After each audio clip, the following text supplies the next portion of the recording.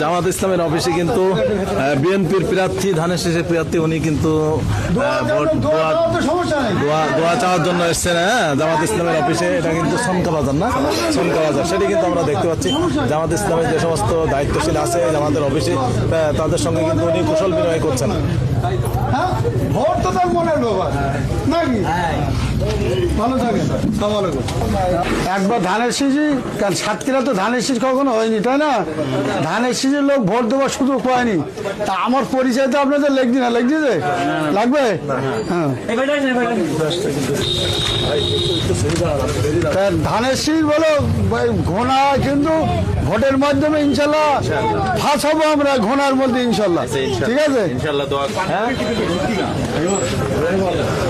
সাতক্ষীরা তো ধানের শীষ কখনো আমরা নমিনি পাইনি কখনো, তাই না? ঠিক আছে,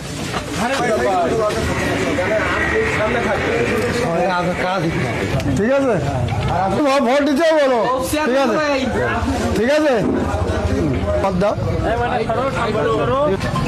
ধানের সিং মার্কা আমাদের কাউন্সিলর, সমস্যা নেই।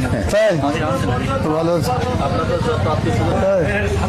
আচ্ছা ঠিক আছে, ঠিক আছে, ঠিক আছে, ভালো আছে। আমি এখনো সব এখন 10টা পর্যন্ত হাঁটতে আছে ইনশাল্লাহ, ইনশাল্লাহ। সে ভালো থাকে। আর লোকের একটু যারা আপনার পরিচিতি দোকানে আসবেন সেইভাবে ঠিক বললি, ঠিক আছে, ঠিক আছে, চলো চলো অফিসের ভিতরে কিন্তু উনি ঢুকে গেছেন। এটা কিন্তু সনকা বাজার। উনি কিন্তু বাংলাদেশ জামাত ইসলামের অফিসেও কিন্তু এসে ভোটের জন্য এসছেন। আর ওপ চেয়ারম্যান উনি কিন্তু এটা সনকা বাজার। এই বাজারটার নাম কি?